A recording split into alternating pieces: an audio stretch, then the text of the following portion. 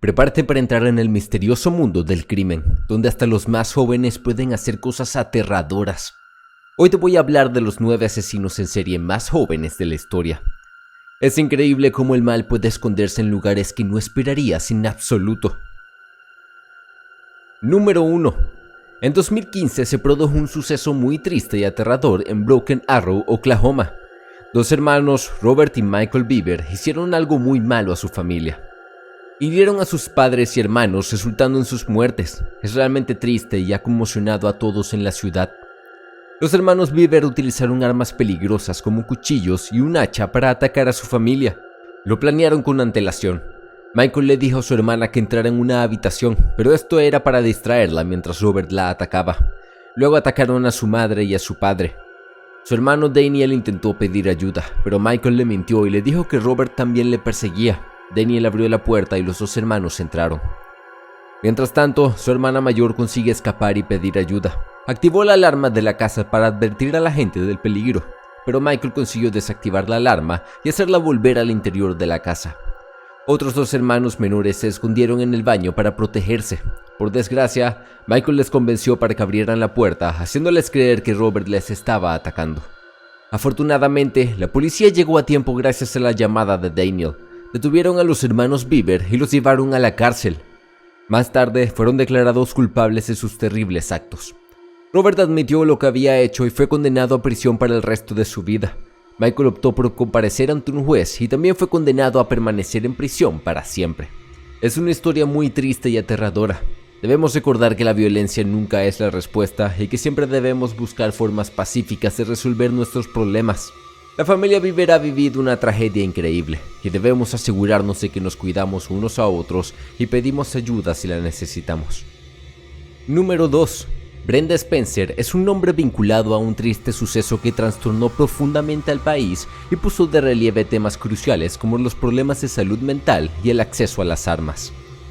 Brenda nació el 3 de abril de 1962 en San Diego, California. Lamentablemente, se la conoce sobre todo por un terrible acto que cometió el 29 de enero de 1979, que tuvo un impacto duradero en su comunidad y planteó muchas preguntas sobre qué llevaría a alguien a actuar de forma tan violenta. Con solo 16 años, Brenda hizo algo horrible que cambió muchas vidas. Utilizando un rifle del calibre 22, se colocó cerca de una ventana de su casa con vistas a la escuela primaria Grover Cleveland mientras llegaban los alumnos y el personal.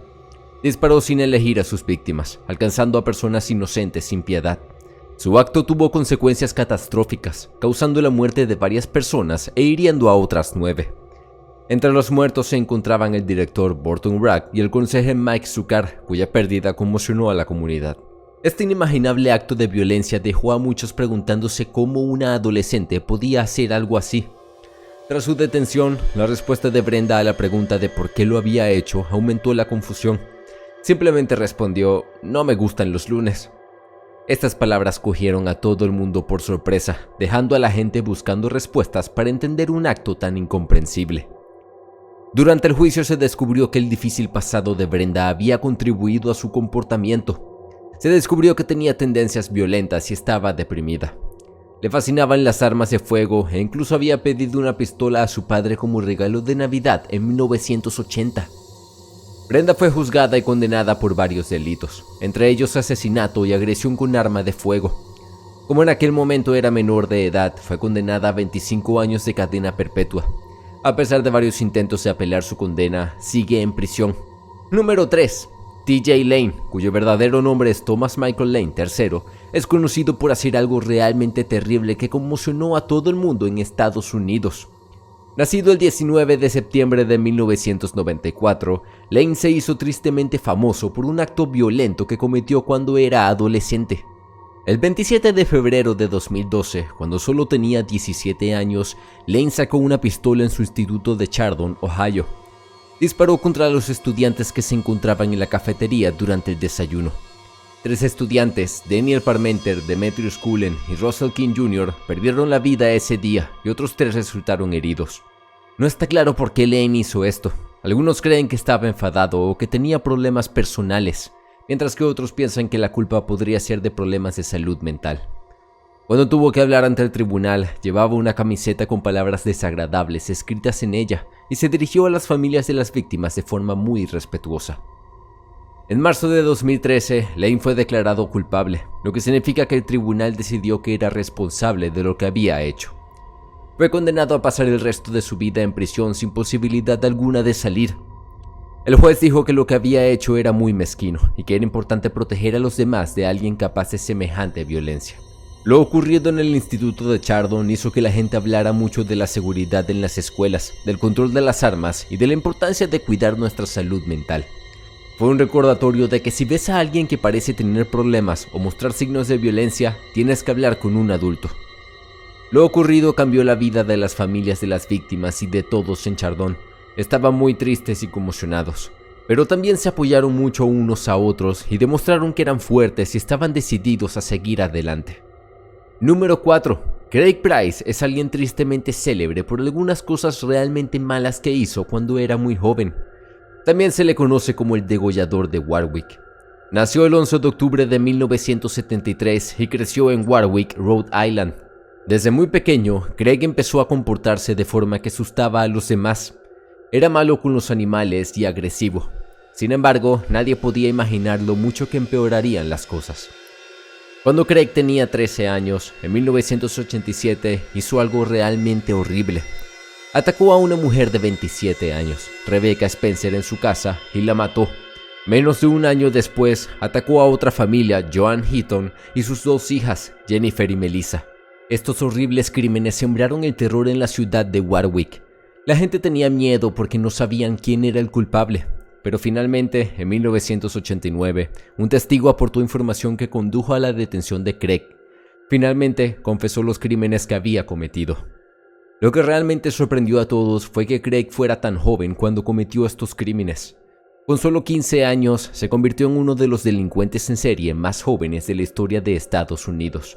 Hizo reflexionar a mucha gente sobre la violencia juvenil y sobre cómo debe tratar el sistema judicial este tipo de situaciones. En un principio, Craig fue condenado como menor y tuvo que permanecer en un centro de detención juvenil hasta que cumplió 21 años. Pero incluso allí siguió comportándose de forma violenta. Llegó incluso a matar a otro recluso. Por ello, se revisó su caso y en 1992 fue condenado a una pena de prisión más larga. Craig apenas mostró remordimientos por lo que había hecho y siguió metiéndose en líos en la cárcel. A pesar de los esfuerzos por rehabilitarlo, muchos dudan que pueda salir en libertad. Hoy, Craig sigue en prisión en Rhode Island, cumpliendo condena por sus delitos. Número 5. Joshua Phillips es otro ejemplo inquietante de crimen cometido por un joven. Nacido en 1984, Phillips se hizo tristemente famoso en 1998 a la edad de 14 años, por el asesinato de su joven vecina, Maddie Clifton. Maddie, una niña de 8 años, vivía en el mismo barrio que Phillips, en Jacksonville, Florida. Un día desapareció sin dejar rastro, lo que provocó una búsqueda masiva en toda la comunidad. La familia de Maddie, sus vecinos e incluso desconocidos buscaron por todas partes a la niña desaparecida. Desgraciadamente, una semana después de su desaparición, la verdad salió a la luz de forma estremecedora. La madre de Joshua Phillips descubrió el cadáver de Maddie escondido bajo la cama de su hijo. Phillips había matado a Maddie golpeándola con un bate de béisbol y apuñalándola. Luego escondió su cuerpo en su dormitorio durante toda una semana, mientras todo el mundo buscaba desesperadamente a Maddie. Al ser interrogado por la policía, Phillips declaró que había matado a Maddie accidentalmente mientras jugaba al béisbol y que había tenido miedo de ser regañado por sus padres. Sin embargo, la brutalidad del acto y el esfuerzo realizado para ocultar el cadáver llevaron a las autoridades a dudar de esta versión de los hechos. Phillips fue detenido y juzgado como adulto por el asesinato de Maddie. En 1999 fue declarado culpable y condenado a cadena perpetua sin posibilidad de libertad condicional. A pesar de su corta edad, el tribunal consideró que la gravedad de su delito justificaba tal condena. El caso de Joshua Phillips ha atraído una gran atención y ha suscitado un debate sobre la forma en la que el sistema de justicia penal debe tratar a los delincuentes juveniles. También es un trágico recordatorio de que la violencia puede surgir de cualquier parte, incluso de un joven en la calle. Nos recuerda la importancia de comprender los problemas emocionales y de conducta de los jóvenes y de tratarlos antes de que se desemboquen en actos tan terribles. Número 6. Alisa Bustamante, nacida en 1994, es conocida por un horrible acto cometido cuando solo tenía 15 años. El 21 de octubre de 2009, en su tranquilo barrio de San Martín, Missouri, Alisa acabó trágicamente con la vida de su joven vecina, Elizabeth Olten, de tan solo 9 años. Alisa atrajo a Elizabeth a un bosque cercano, donde la estranguló y la atacó con un cuchillo. Después de cometer lo impensable, intentó ocultar su crimen enterrando el cuerpo de Elizabeth en una fosa poco profunda. Durante el juicio, se reveló que las acciones de Alisa tenían su origen en una infancia difícil marcada por el abandono y los abusos. Alisa tenía problemas de salud mental, incluida depresión y antecedentes de autolesiones. Además, había mostrado una inquietante atracción por la muerte y la violencia, como demuestran sus escritos y dibujos. Su corta edad en el momento de cometer el delito y la naturaleza chocante de su acto suscitaron un debate nacional sobre cómo debe castigarse a los delincuentes juveniles. Algunos abogaron por un cierto grado de indulgencia, teniendo en cuenta su edad y la posibilidad de rehabilitación. Sin embargo, muchos consideraron que la gravedad del delito merecía un castigo más severo. En 2012, Alisa se declaró culpable de asesinato en segundo grado y de acción criminal armada. Fue condenada a cadena perpetua, con posibilidad de libertad condicional en 2024. El caso de Alisa puso de relieve la importancia de la intervención temprana y del apoyo a la salud mental de los jóvenes con dificultades. También puso de relieve la necesidad de recursos fácilmente disponibles y de un enfoque holístico para abordar los problemas que pueden conducir a tales actos de violencia. Número 7. Edmund Kemper, también conocido como el asesino del Coed, es un infame criminal en serie estadounidense que cometió una serie de horribles crímenes en la década de 1970. Nacido en 1948 en Burbank, California, Kemper mostró un comportamiento perturbador desde una edad temprana. Tenía una relación problemática con sus padres, en particular con su madre, hacia la que albergaba un profundo resentimiento. La infancia de Kemper estuvo marcada por fantasías de violencia y la tortura y matanza de animales, signos a menudo considerados precursores de futuras tendencias violentas. La ola de crímenes de Kemper comenzó en 1964, cuando solo tenía 15 años. Acabó con la vida de sus dos abuelos, disparó a su abuela y atacó a su abuelo con un cuchillo. Kemper afirmó más tarde que estos actos estaban motivados por el deseo de ver qué se sentía al matar a alguien y de tener el control sobre la vida y la muerte.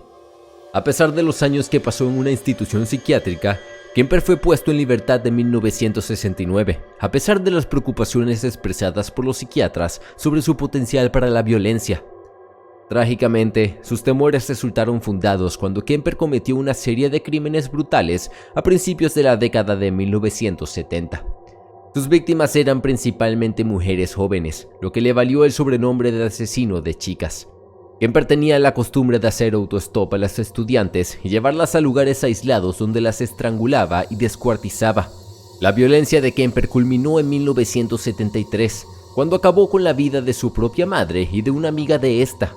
Decapitó a su madre, con la que mantenía una relación de odio, y realizó actos perturbadores sobre su cuerpo antes de deshacerse de él. Después se entregó a la policía, confesando la serie de horribles crímenes que habían sacudido California en 1973. Kemper fue declarado culpable de 8 cargos de asesinato en primer grado. Fue condenado a cadena perpetua sin posibilidad de libertad condicional a pesar de la gravedad de sus crímenes. Número 8. Michael Hernández nació en febrero de 1988 en Miami, Florida. Durante su infancia parecía un niño inteligente y bien educado, conocido por sus excepcionales capacidades académicas. Sin embargo, tras esta apariencia de normalidad, problemas subyacentes contribuirían más tarde a un crimen horrendo. En 2004, a la edad de 14 años, Hernández cometió un crimen brutal que conmocionó a la nación. Atrajo a su compañero de clase Jamie Gough a un baño de la Southwood Middle School de Miami. Allí, Hernández atacó a Gough con un cuchillo, acabando con su vida. La gravedad del crimen y la corta edad tanto de la víctima como del agresor conmocionaron a la comunidad. Los motivos del crimen de Hernández han sido objeto de especulación y análisis. Algunos informes sugieren que estaba profundamente fascinado por los criminales en serie y que buscaba regularmente información sobre sus vidas y métodos.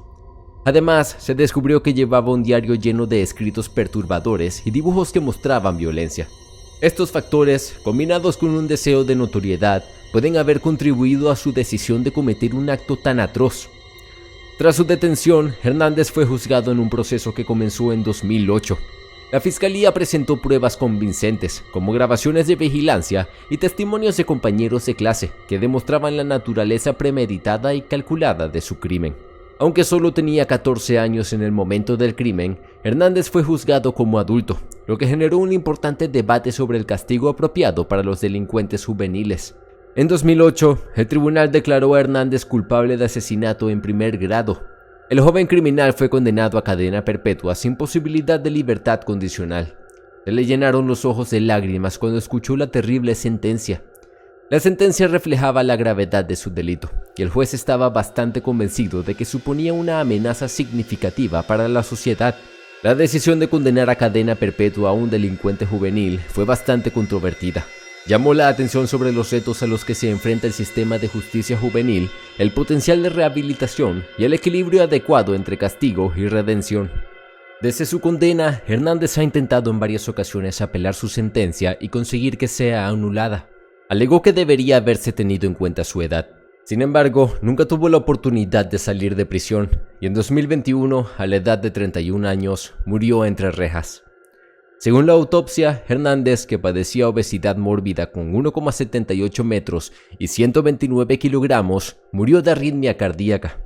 El caso de Michael Hernández pone de manifiesto las trágicas consecuencias de los problemas de salud mental no tratados y los peligros potenciales de la exposición a medios de comunicación violentos. Número 9. Andrew Golden y Mitchell Johnson, conocidos por el tiroteo de Jonesboro, son dos individuos que han dejado su huella en la historia de la delincuencia juvenil en Estados Unidos. Nacidos en 1986 y 1984 respectivamente, eran aún adolescentes cuando cometieron un acto de violencia inimaginable que conmocionó a su comunidad y a todo el país. El 24 de marzo de 1998, en la pequeña ciudad de Jonesboro, Arkansas, Golden y Johnson llevaron a cabo un plan calculado para atacar a sus compañeros y profesores en la Westside Middle School. Golden, que entonces tenía 11 años, activó la alarma de incendios de la escuela, mientras que Johnson, de 13, les tendió una emboscada en el exterior con varias armas. Cuando alumnos y profesores evacuaron el edificio, los dos chicos abrieron fuego contra la multitud, acabando con la vida de 5 personas e hiriendo a otras 10.